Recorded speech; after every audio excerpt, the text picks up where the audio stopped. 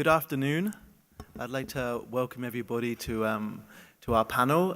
It's going to be quite an interesting discussion. The title of the panel is Industry 4.0 and its impact on investment promotion, and I think we could also call it investment promotion 4.0 to understand how technologies are being used by government investment promotion agencies to attract foreign direct investment. Rather than me give a formal introduction to each of the panelists, given we're starting rather late in the day, I thought it would be more efficient for each of the panelists to give a very quick introduction to themselves, and maybe just a brief introduction to their organization before we start the kind of panel discussion. So maybe, would you mind starting from this side and work our way along? Thank you very much. Sure. Good afternoon, everyone. I'm distinguished guests, ladies and gentlemen. I'm Charleston from Invest Hong Kong, which is a government department in charge of inward foreign direct investment. I'm in charge of innovation, technology, and entrepreneurship, trying to attract companies, promote Hong Kong as such as a hub, but also the greater, what we call the Greater Bay Area in the region, as well as attracting companies in this area to setting up and facilitating their setup, as well as building the ecosystems. Good afternoon, ladies and gentlemen. My name is Daniel Bilak. I'm the chairman of Ukraine Invest, the Ukrainian government's investment promotion agency, and the investment advisor to the Prime Minister of Ukraine. Good afternoon. My name is Alan Selirand. I'm from Estonia, representing Estonian Investment Agency here. Estonia's foreign direct investments are mainly in the development, R&D, and IT sector, which we are mainly also hosting and facilitating as R&D partners. So happy to be here. Thanks.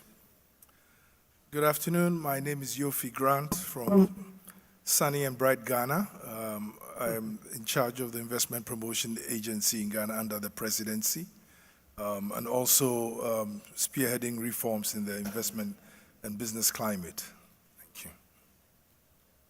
So good afternoon, everyone. My name is Jorge Sequeira. I come from the happiest country in the world, Costa Rica, and I lead, I'm the managing director at CINDE, which is a private, non-profit, apolitical organization, and we are officially the investment promotion agency of Costa Rica. Hello, everyone. Boštjan Skala, representing WIPA, which is the World Association of Investment Promotion Agencies. So the umbrella organization that tries to represent the IPAs that are all around here, around us. Thank you so much. Good afternoon, everyone. My name is George Campanelas, and I am the Director General of Invest Cyprus, which is the government's dedicated partner for promoting Cyprus abroad and facilitating the needs of investors. Thank you very much, everyone, for your introductions. Just to introduce myself, my name is Henry Loewendahl. I'm CEO of WAVTEQ, which is a global consulting data and technology company focusing on foreign direct investment. I mean, in terms of the panelists, you've heard the diverse range of countries which they are representing. You may not be aware, but we actually have on the panel some of the world's leading investment promotion agencies at the forefront of innovation and technology in investment promotion. So I think we're going to have a really, really good discussion here. Maybe, Boštjan, if it's okay if I may start with you. As you mentioned, your organization is the umbrella organization for investment promotion agencies. In terms of just the IPAs around the world you're working with, and Industry 4.0 and the newly emerging industries and technologies, how do you see changes taking place in the kind of sectors and industries which IPAs around the world are targeting, and where maybe the future investment opportunities are coming from? Thank you. Thank you for the question, Henry. Let me put it like this. I guess all IPAs, however the number is 10,000, 2,000, there are different estimations how many IPAs are in the world. I'm sure they are more than aware that they cannot avoid using the technologies in the future. But as many IPAs, I would say almost as many different levels of development of the IPAs, and also opportunities how to tackle this topic and how to get in touch with new technologies. So of course you mentioned we now are lucky today that we have a panel that has an IPAs which are, I would say, very much already in touch with technologies, and they are implementing it into day-to-day jobs, using it not just for promotion, but also maybe to analyzing the big data, sorting out and like filtering the projects that they can attract, how to make the best possible choice of what investors they would like to bring, which of course all these technologies help, but we have on the other side some of them that even they can't even develop proper web page, which is, I would say, the first indicator of, let's say, using technology and the first window to the world, how they can present themselves. So as we as an institution, we see a lot of differences, and on the other hand, a lot of opportunities because of this, especially for capacity buildings, to give the IPAs the best possible education, equipment, support, you name it, to be able to be prepared for the future, which is clearly digital. And we see from our survey that they all try to do this, and of course they are depending on their governments or to whomever they report, if they support them not only financially but also with approving them to go into this journey to implement the technologies. Of course, the colleagues around are lucky, and some of them totally transformed their economies already because they foreseen enough quick the major changes that will occur in the future. But as we say, they are not yet all in the same level. Oh, yeah. Thank you. And I think we'll maybe speak now to some of the other panelists looking at the different countries and what they're doing. I mean, maybe, Charles, if you wouldn't mind starting with Hong Kong. You know, Hong Kong has been very strong in a lot of traditional, let's say, industries, whether that's logistics, tourism, financial services. I mean, how is Industry 4.0 impacting maybe the industries which you're targeting? Well, thank you very much for your question. This discussion is very timely because we see this really adoption of the traditional sectors, like the pillars of the economy, like financial services, are really getting in full force adopting fintech or techfin, if you want to call it that way. We see also trading companies. Traditionally, Hong Kong has always been a very international trading port. We see trading companies, supply chain logistic companies, using technology as an enabler. And things like hotel industries, very traditional, just hotel industry, coming up with innovation labs, looking at how they can transform the customer experience. So in many ways, from supply chain to trading to to financial services, and also the very traditional businesses like commerce, retail, using retail technology and so on. So we see these traditional sectors really coming in full force, adopting innovation and digital. And when we talk to them, they say that, well, you know, if we don't do that, we will not be in business in the next 5-10 years. And we know that, like AI and really transforming, and 50-60% of the jobs will be gone in many industries. So we see that that's very interesting. But on the other hand, we see also the areas of development like smart city, the full force development in fintech, as well as areas like AI, robotics, smart manufacturing, and machine learning, and health tech.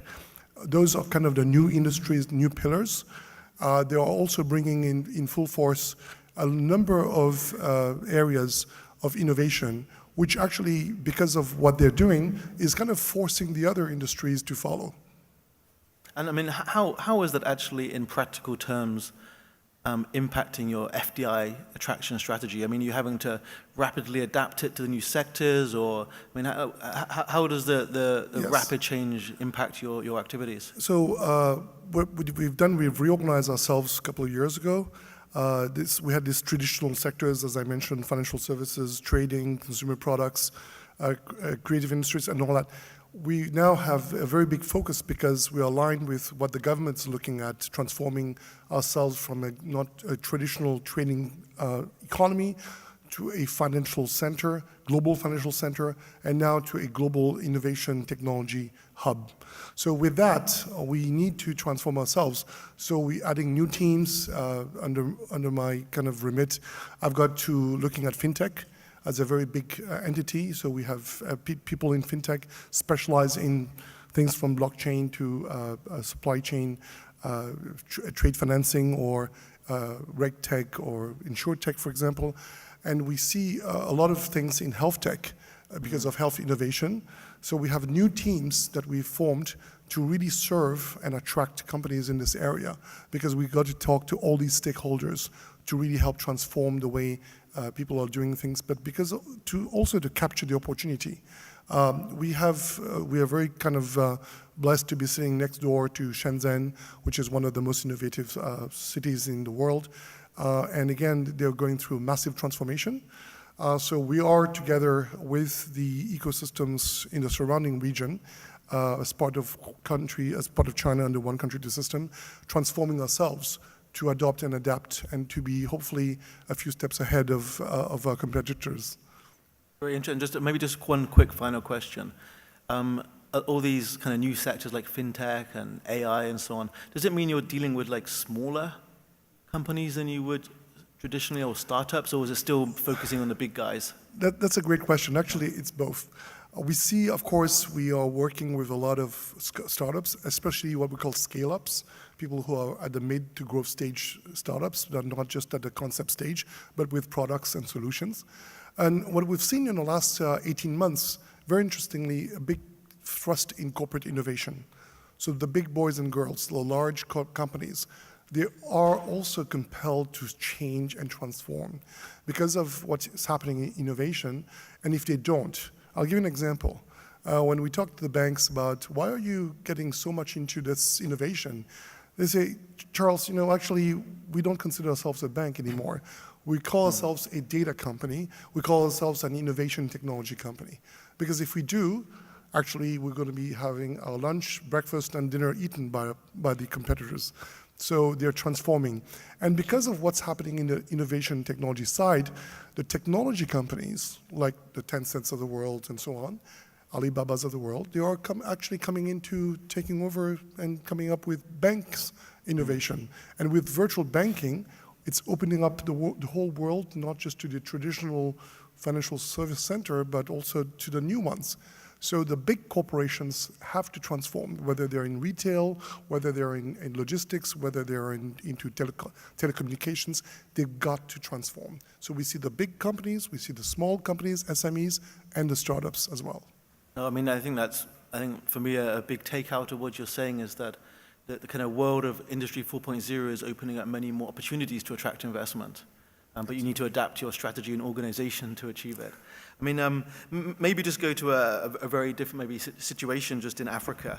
I mean, Yofi, Ghana is one of the fastest growing economies in the world, and as mentioned in terms of Hong Kong's perspective, they benefit from the wider regional development taking place from maybe a Ghanaian perspective and also maybe a wider African perspective.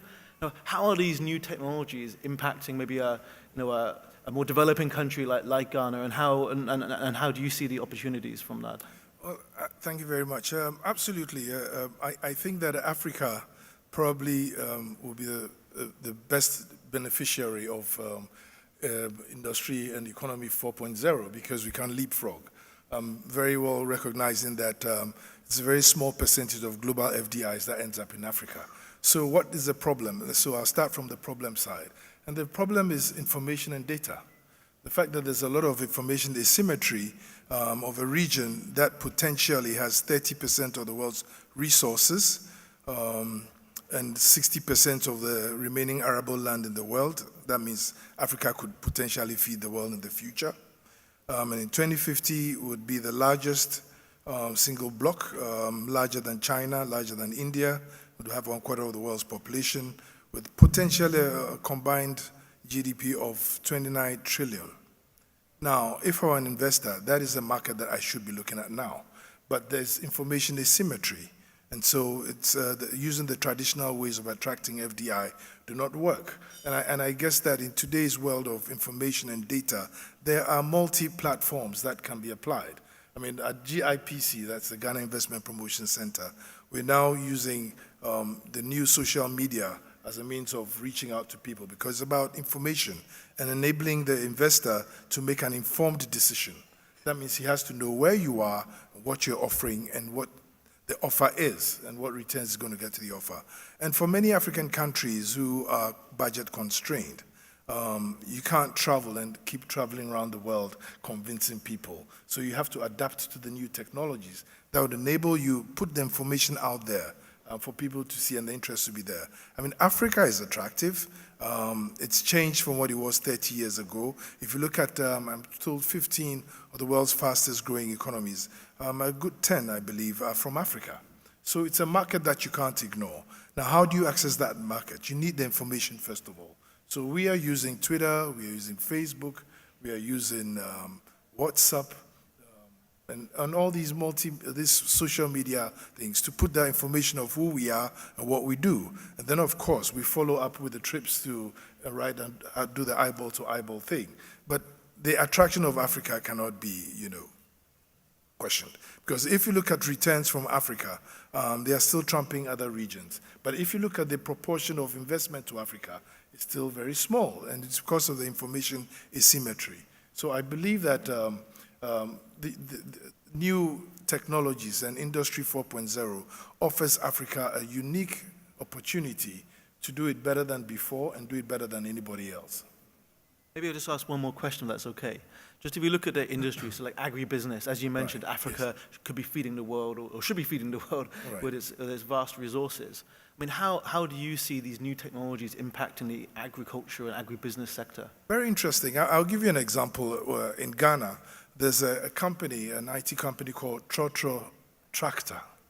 Now, what is it really? It's just a mobile application where smallholder farmers can have access to mechanization, tractors, plowers, etc., on their phone, and they can pay for it on the phone. So you have your 2 acres, and the average farm in Ghana, for example, is 3 acres. And the chap can't afford to go buy a tractor. So he actually just goes on his phone, goes to the app, and asks that I need a tractor to do my 3 acres at this time. He pays using mobile money, and the tractor is there, does it for him. Another one is microfinance, the agri sector, where a firm is offering microfinance and microinsurance to smallholder farmers. The premiums are so little that they don't see the immediate cost to them, but the benefit is immense because then it guarantees them and gives them insurance against their crops, etc., etc. Another one is another software called Isoko, which is giving the farmers pricing every day, so that they are not cheated by middlemen and agents who come to the market. So all these are really boosting agriculture in Africa and in Ghana.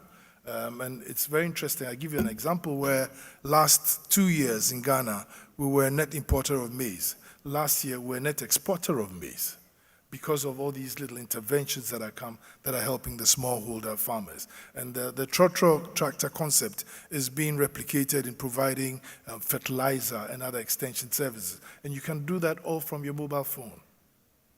I mean, you mentioned the mobile phone a few times. I mean, what does the fintech sector look like? Amazing. Amazing. In 2017, total transactions on fintech in Ghana was in the region of mobile money payments was around $6 billion. In 2018, it was $48 billion. It just tells you the fast growth of fintech. Just Ghana, the growth of fintech in Ghana, where the mobile phone is no more just a communication tool, but it's an economic enabler. And illiterates are transferring money. I transfer money to somebody maybe 500 miles away who I haven't seen in ages using the mobile phone. They're illiterate, but they can understand what it means to accept the money, go to an agent, and get the cash. So fintech is probably one of the faster growing sectors in the Ghanaian economy. And we believe that very soon, mobile-based transactions will exceed actual walking in the banks. And it's amazing. But to think of it that it's estimated that 48% of all mobile money accounts in the world are in Africa, yet Africa gets only 4% of the investment into fintech, shows the impact of information asymmetry. And there seems to be just incredible technology investment opportunities. Absolutely. No, thank you so much. Maybe just finally, just in terms of looking at the sectors, I mean, George, if it's okay if I ask you a question. I mean, in terms of Cyprus, so when we looked at Hong Kong, a small kind of highly advanced hub, next to China or part of China, has huge opportunities. Ghana, the growth in Africa. For Cyprus, like maybe a small island economy, how do these new technologies impact maybe the traditional industries, I guess like tourism and so on, financial services in Cyprus, and are there any opportunities which you're seeing from Industry 4.0? Thank you. Indeed, depending on the size, on the location, on the traditional sectors, there are different ways how these developments are captured and assessed by the industry and by the government. But I would say that, to give you an example, although we are a small island of less than 1 million citizens, the fact that we receive 4 million tourists is something that constitutes us a traditional touristic destination. And we see that, for example, the hoteliers and the industry players have adapted to the new technology. And if you compare what has been the model 10 years ago or 5 years ago, that they have been depending heavily on the travel agents and travel tours from all over the world, and being, the weak part, as those players had the bargaining power. Now they invest in new tools that they use big data, they use AI in order to increase their internet sales, and that will be a major change. Also for the profitability, it will have positive impact on the seasonality, because you take the future in your hands and you don't depend anymore only on the tour operators. Another sector that traditionally has been developed in Cyprus, and we are really good on that, is shipping management services. Currently, we are #1 in Europe, having more than 200 shipping management companies that they base their headquarters there. The truth is that we have developed the whole value chain of that maritime cluster, and inside this cluster, we see that there are many applications of big data. There are applications of internet security. Companies worry about the securities of their ships. There are piracy issues.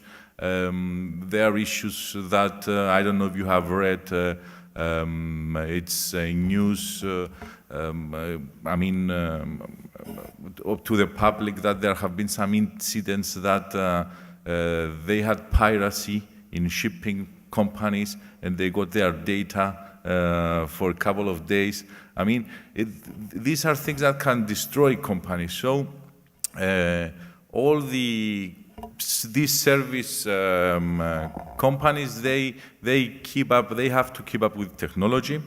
Now, in regards to my agency, we have the mandate to protect these traditional sectors and assist them in growing more in the future. So we try to attract, companies that they differentiate their offerings, but they can supplement the total offering, contributing in the development of the cluster.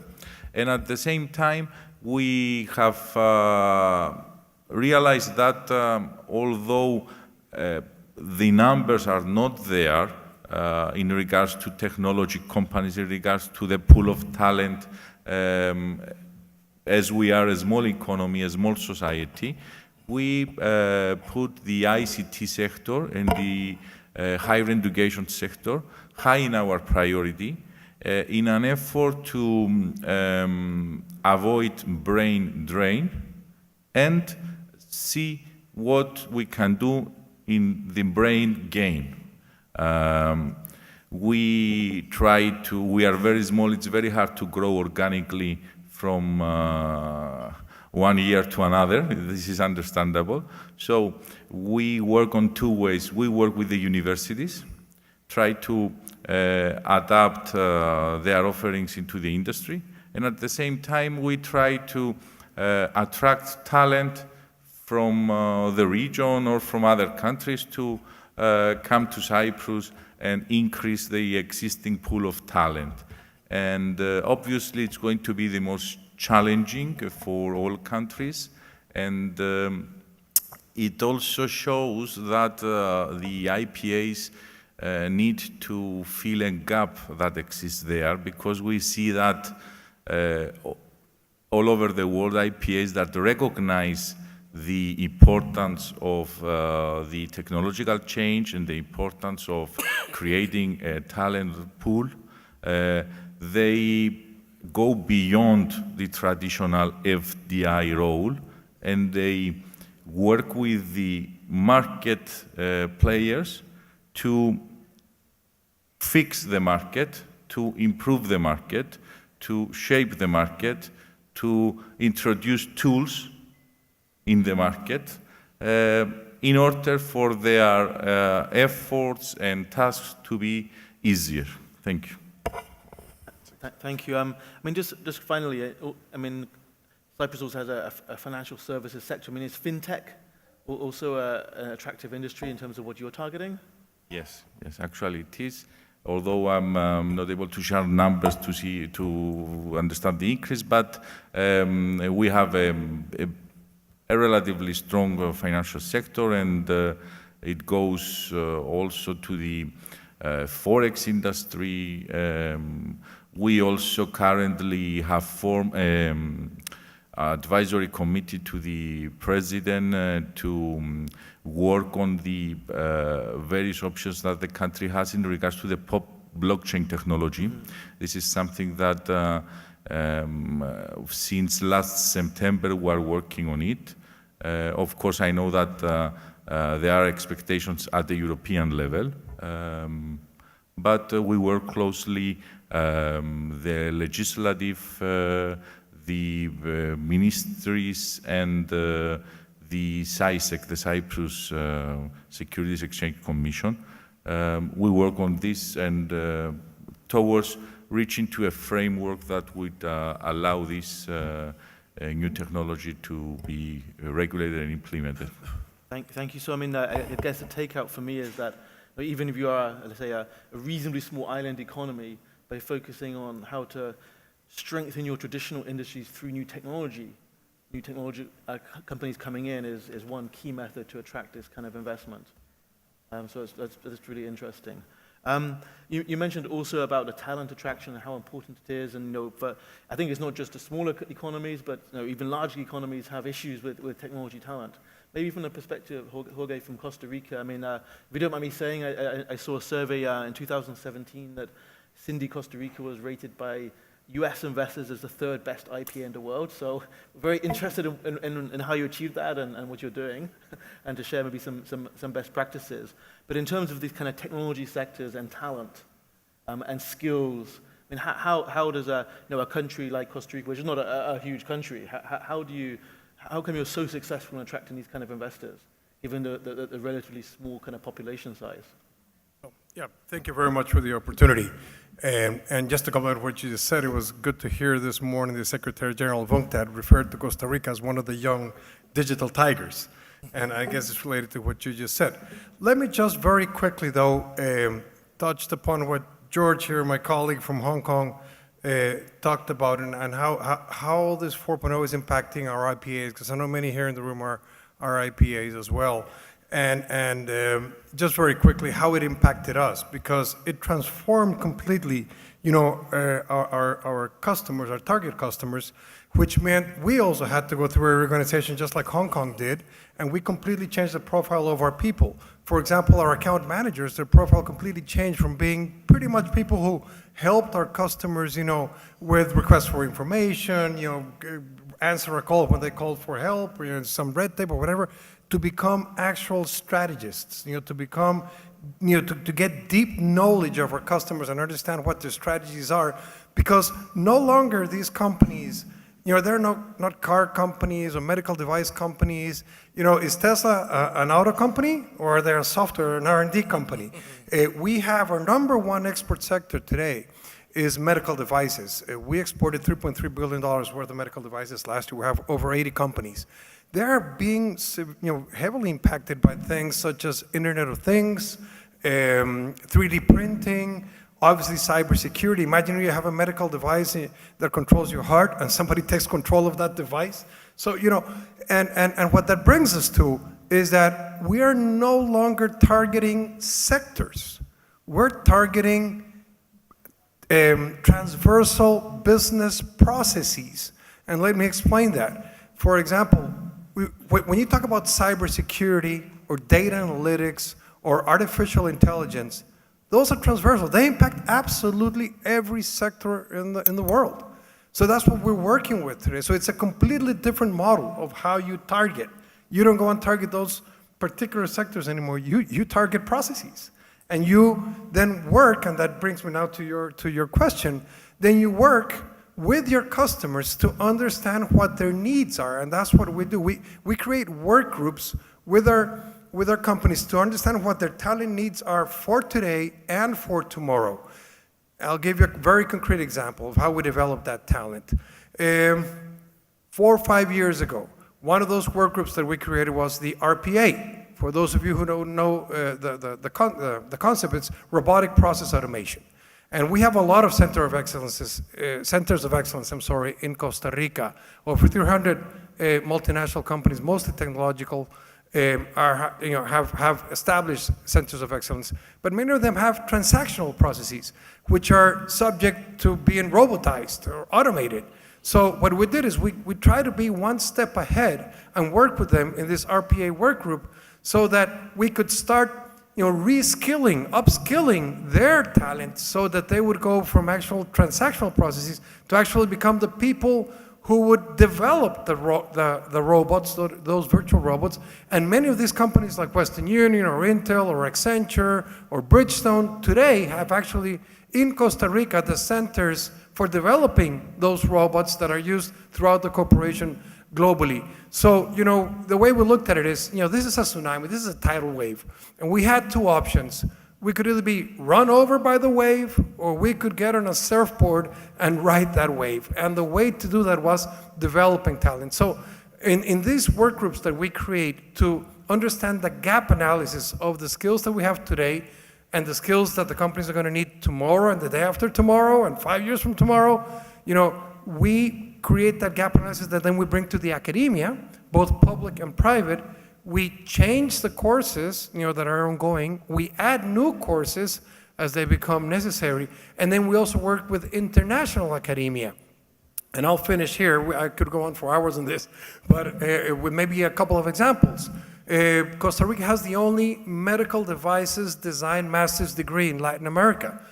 Cindy talked to the University of Minnesota, which is the leading university in this topic, came down to the University, the Technological Institute of Costa Rica, brought them together to the table, and brought that medical devices design program to Costa Rica. Another example, we work with Georgia Tech to bring down courses in cybersecurity, in big data, data analytics, and so on and so forth, which are so necessary today because our academic institutions were not ready then, at the time. So we would work with them. And the final example I could use is Texas Tech University, where, they just set up 2 years ago the first offsite, actual physical offsite from outside of Texas in Costa Rica in all engineering fields. All the fields that they brought are engineering fields that we with CINDE, together worked together with the multinationals in Costa Rica to understand what were the careers of the future, and that's the site that they established in Costa Rica. So this is the way pretty much we try to work with companies in Costa Rica. Thank you. I mean, I'm sure everyone will agree that's, fascinating insights. I mean, in terms of CINDE as an investment promotion agency, I mean, what is your role in all of this? I mean, are you still there just to bring the investors, or are you looking at targeting educational establishments? I mean, do you do that to bring them there? Are you the one advising, the government on the skills needs? I mean, it'd be just interesting to know, as an investment promotion agency, how you fit into this kind of wider kind of, I guess, economic development strategy. Yes, and that's also a great question. Part of that restructuring that we went through 2 years ago meant that we formally, are telling our government, our country, and the world that CINDE is not only investment attraction. In fact, we have two major silos within CINDE: the investment promotion and the investment climate, which is mostly around talent development. And so we have a team that's very strong, that dedicates 100%, fully dedicated 100% of its time to that component, because we know if we develop the talent, the investment will come. I mean, it's just, look at cybersecurity. We just inaugurated last week one of IBM's largest cybersecurity centers in the world. They have about 3,000 employees in Costa Rica, of which a large percentage of that is in cybersecurity. And they tell us there's a shortage of 3 million cyber experts in the world. Costa Rica has 5 million people. I could train all Costa Ricans in cybersecurity, and they would all have jobs. So, I mean, we have this very clear. The best strategy to retain and to attract new foreign direct investment is to develop the talent. Talent is the new oil in FDI. If we have enough of that oil, they're going to keep coming to explore that oil and to grab that oil. So, that's the way we look at it, and that's why we're putting so much focus on that. And I'll just finish on the second part of your question is, do we advise the government? Yes, absolutely. Because, the way we look at it, we sort of have a peephole into the future, thanks to the fact that we work with some of the most advanced technological companies in the world. And we can see where they are in other parts of the world, particularly in Silicon Valley. And so I'll give you a really good example. Just 3 weeks ago, we had a 1-week tour with the president of Costa Rica. We took him to the West Coast, to Seattle, to San Jose, California, and to San Francisco, where we visited Microsoft, HP Inc., HP Enterprise, Intel, Amazon, which has 8,400 people in Costa Rica, and Cloudera, all the high-tech companies that are present in Costa Rica. And this was an eye-opener for the president. He doesn't come from this sector. So, and imagine what that creates for him when he sees all these companies telling you, we're happy in Costa Rica, we're growing in Costa Rica, but we'd love to grow more and faster and sophisticated operations. So, that's creating the conscience from the top down and then into the academia of how we need to transform our country. No, I mean, that's really amazing. I think we can see why CINDE's rated the top 3 IPAs in the world from what you said. Maybe 2 more panelists have a chance to speak before we maybe have the final wrap-up. I mean, Daniel, in terms of Ukraine, you have a big population, big need for foreign direct investment, and I guess a big available talent pool for investors. I mean, how do you see the opportunities for technology-type investments, and also a very big agricultural sector? So these kind of new technologies like blockchain and so on can have quite a big impact, I guess, on Ukraine. So it'd be great to hear what's going on in your country. Yeah, thanks very much. And we have big challenges. We're the largest emerging market left in Europe, 45 million people the size of France.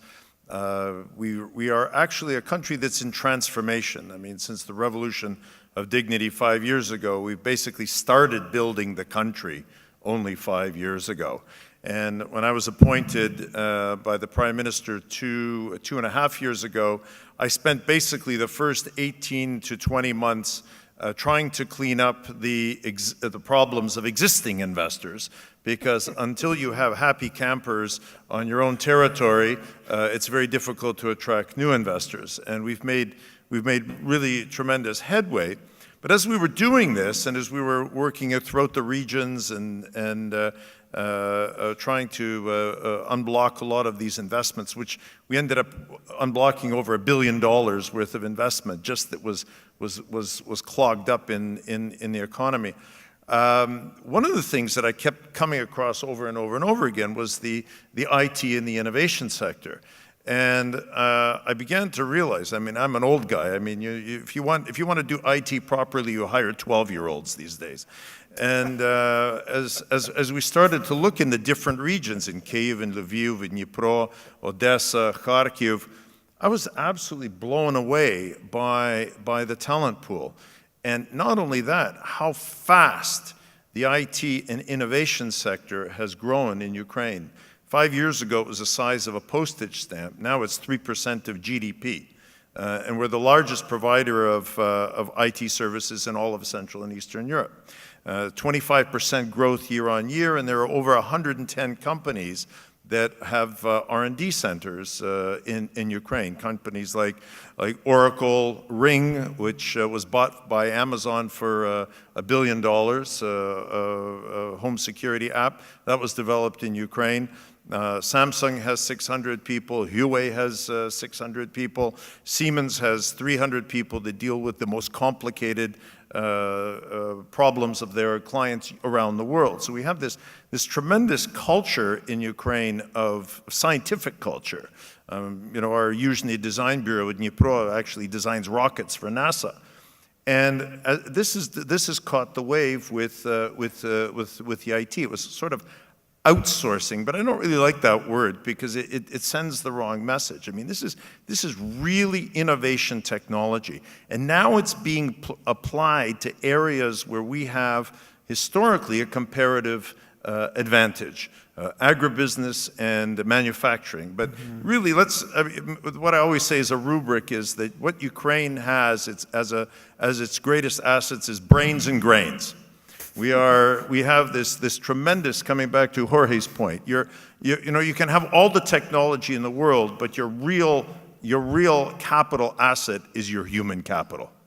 And if it's applied, whether it's in your institutions or it's applied in your industries, and especially if it's in IT, because that allows you to have this marriage that was discussed at an earlier panel between the digital, the physical, and the virtual. And what we've seen is this explosion of activity in the agribusiness and agri-food center. Ukraine has historically been the breadbasket of Europe. It's now become the food basket of the world. We're the top 5 exporter. We had a harvest of over 80 million tons of grain last year, and we're the top 5 exporter in every single grain.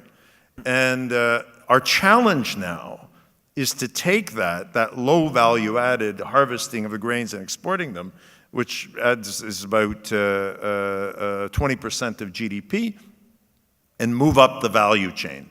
And this is where there was the earlier discussion. I think the fellow who invented the term Industry 4.0 was saying that this is where you get the productivity. It allows us to leap over this massive disruption that's going on in more advanced countries, where you've got workforces tied to existing industries that now have to be re-educated and realigned and readjusted. When Ukraine gained its independence, it didn't have nearly enough telephones, but didn't start, you know, driving piles and building fixed line systems. Just leapfrogged all of that and went straight to mobile. And this is what we're seeing now with Industry 4.0 and what we call AgTech 2.0.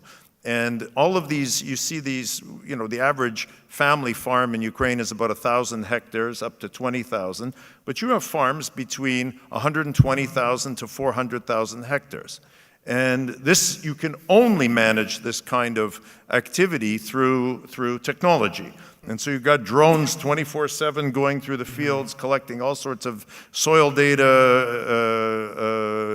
humidity, disease, etc. And all of that comes back into centralized repositories where it's sorted and categorized, and people make decisions. Farmers now, Ukrainian farmers for whom high technology 15, 20 years ago was a horse, are now going through their fields with iPads and, I shouldn't say that, with pads of some sort, and collecting this data and using very, very modern methods. So this shows how quickly it can be transformed.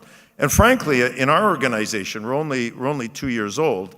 It has transformed and hugely informed the way we work, because we have to try to keep up with this. And I have to explain this to investors, saying, look, guys, you have this tremendous opportunity because you have places in Europe that have also lots of brains and tremendous productivity.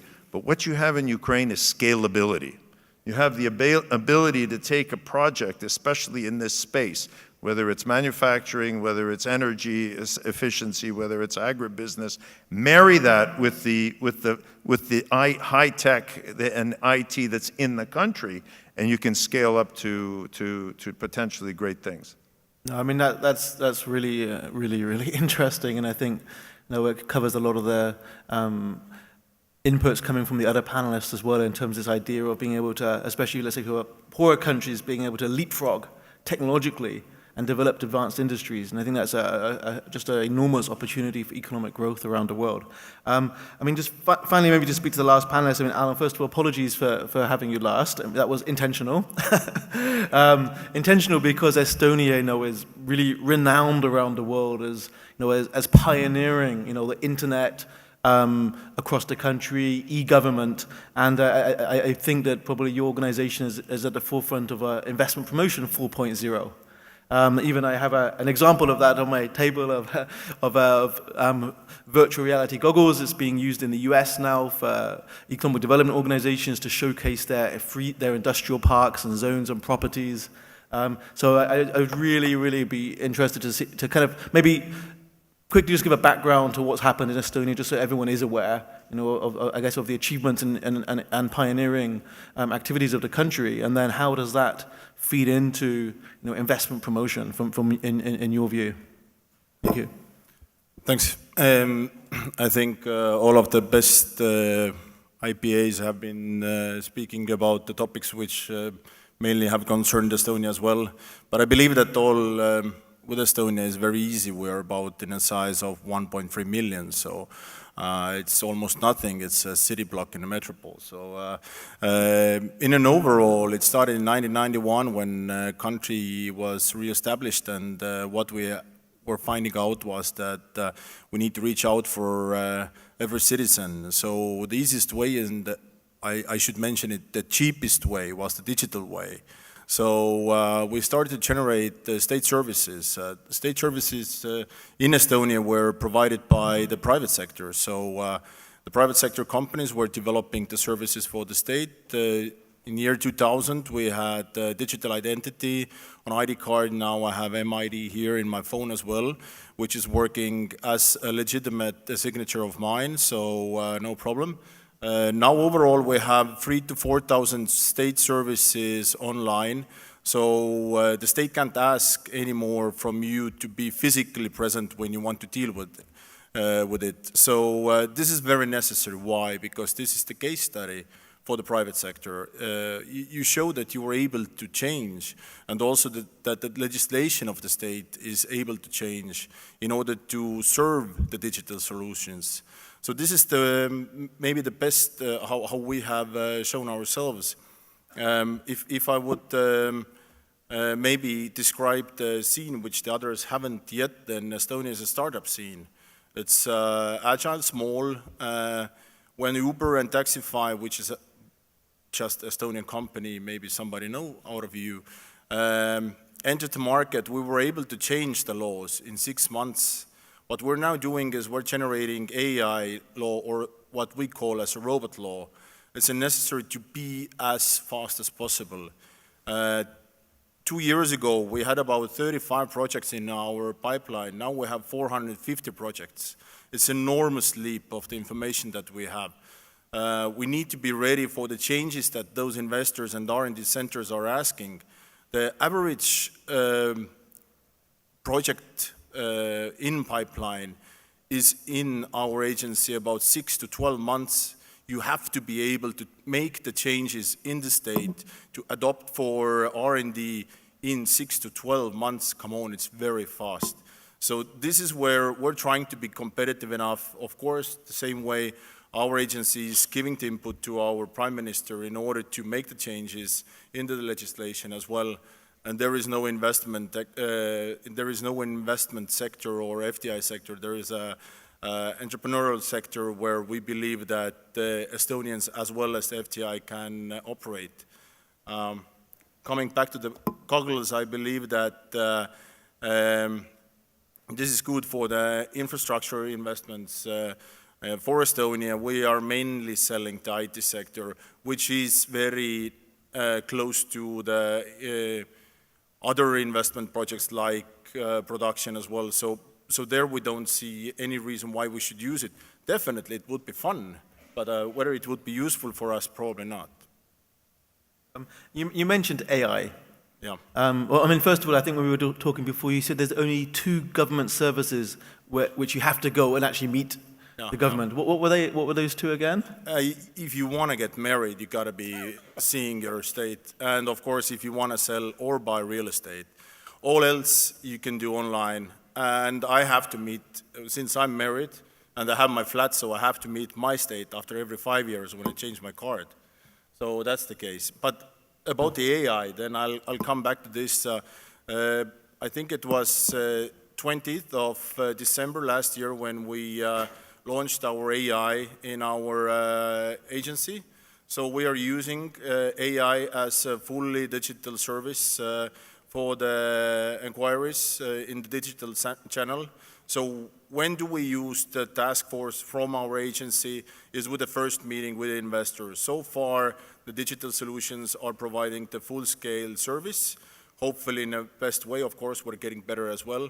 And I encourage every IPA here in the room also starting to develop the digital services step by step. It's never the big plan. I don't even know where we end up, but it's necessary to start from somewhere. I mean, just so we understand, are you saying if an investor makes an inquiry through your website, is that you answering that, or is it some AI program?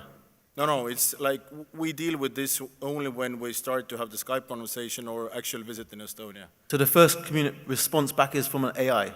Yeah, we have about 3 digitalized person working on this channel, which are trying to also adopt the new algorithms there, but definitely we're not working on each and every investor until we have intention to work with them.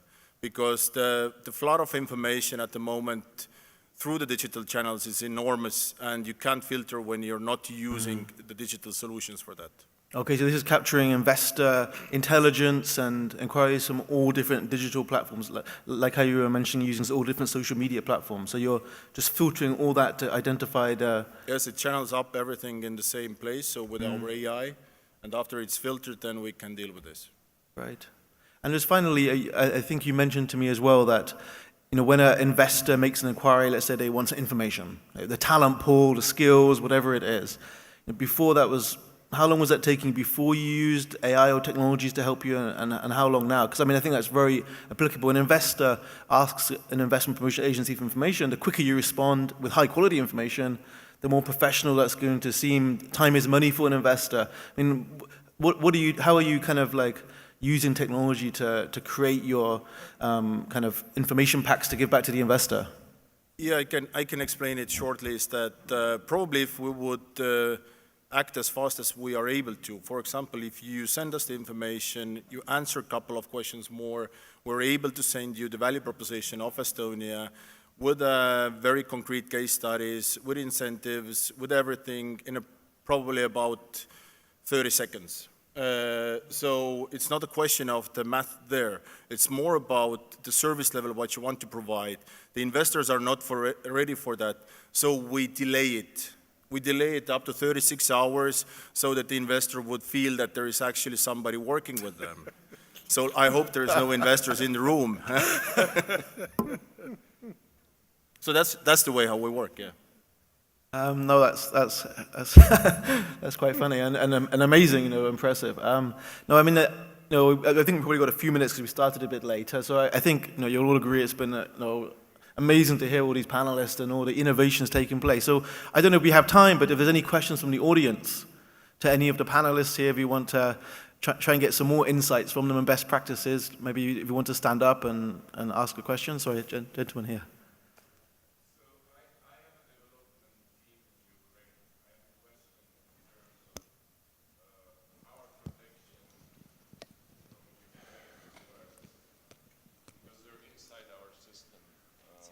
Right? So I'm from a company called Arab Millionaire. Hello. So I'm Andre, by the way, Arab Millionaire. So we use a development team in Ukraine, and I just want to feel secure that in case there's some leakage of the system, or what kind of legal protection we have against building a bigger development team in Ukraine. I think that you're absolutely safe. I mean, we've got all sorts of development. We have thousands and thousands of development teams. I mean, we're just in the process actually of overhauling our court system. There will actually be a separate system of intellectual property courts. I think that we actually design the secure systems in the world. I mean, Ukraine is one of the leading countries in the world in cybersecurity, given the fact that we have an aggressive neighbor who tests out all of their offensive systems. We build defensive systems. And these are actually used around the world. Artificial intelligence, NLP, blockchain, etc. So, I mean, I think that the key is, and this goes for any place or any emerging market where you're working, is to make sure that you have the right people running your operation. And many of the development teams that I know of aren't even located in the same place. I mean, they may be working in different centers, and you have somebody that pulls them together. But I'm happy to talk to you about if you have a specific issue, but I've not heard anybody complain, and believe me, when they complain, they come to me first. That's really great to have a question from an investor in one of the countries here. Any other questions just before we wrap up? Back there on the right. At the back, standing up, yes. Thank you. Yes. Peter Raywin from Eidos Holdings. With regards to attracting investments in the 4.0 world, what role do you feel family offices and ultra-high net worth investors play? Because often they can have a certain sector of expertise, a certain passion where they'll put that difficult to get 1 million, 5 million, 20 million, maybe 50 million or more into an investment or an initiative for a country. So I'm just curious as to what you're looking at as far as sort of ultra-high net worth individuals and family offices and the role they can play as a catalyst to maybe later attracting the bigger institutional parties that put in the hundreds of millions or billions. Thank you. That's a great question. I mean, any panelists? Sorry. Well, we'll have a few answers to this. Okay, yeah, I think there are many answers to this, but in Africa where the demand is large, and usually fund managers and PE firms are looking for big ticket investments, and the asset size is small.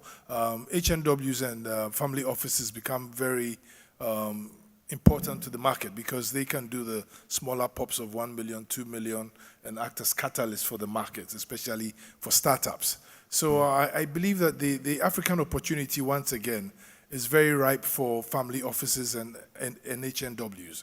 And I think you should take a good look at that because you would find very interesting opportunities there. And I must say that studies have shown that the African investment opportunity probably is generating 300 basis points more than any other region, despite the risks that are perceived. And like I said, it's a question of information asymmetry, and those risks that were there 30 years ago are not there today. And that is why you have some of the top growing nations in the world today coming from Africa. So I think that is your sweet spot right there. Well, a great answer. So, Yeah, we love family offices. We work with a number of them. I actually sat on boards of family offices in my previous incarnation.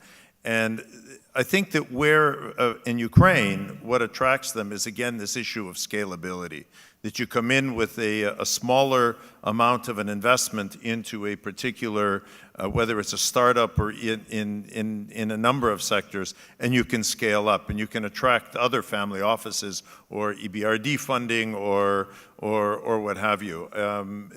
It's become very attractive. I see more and more presence of family offices in the marketplace. Thanks, Charles. I mean, It's a good driver. Sorry. It's a good driver. Sorry. Charles, Hong Kong's a source of these family offices, so Yeah, I think it's a great question. You know, we see a lot of the family offices now, what we call the third generation. You know, the first generation, kind of the patriarchs now, they're in the 80s and 90s, they're the ones that started the business. And the second generation, actually, a lot of them in the Hong Kong area or China, they invested into real estate. And the third generation are in the late 20s and 30s. They've got the best education, and they've lived in all these hubs that we're talking about here. So they're very interested when you're talking about innovation and technology, their eyes lit up, whether you're talking about AI or robotics or smart manufacturing. And what they're doing, because they've got the pressure as well from their grandfather or their parents, to looking at how do they bring their businesses, their family offices, to the next level. So they're looking at collaboration. And what we're seeing is that increasingly they are looking at expanding their business and are actually collaborating with family offices, not just in the Asian region, but around the world. So all the stuff that we've been talking about here, I think is very interesting because they are very clued into this whole innovation, entrepreneurship and area. So they're very, very keen in investing in the next generation of innovation. So they are actually really looking at collaboration. And I think that there's a very big opportunity for us, all of us here, to looking at all our ecosystems and say, how do we collaborate? How do we bring all of them together so that we can create 1 + 1 = 4, not equal 3 even? Thank you. I mean, I think we need to wrap up now. Is it time for one more question? Or? Yes, there's a question here, please. No. Okay, sorry, the time's up. Maybe you can ask the panelists, come to the stage, we'll ask the panelists as we wrap up. So maybe just a round of applause, please, for all the panelists. Thank you very much.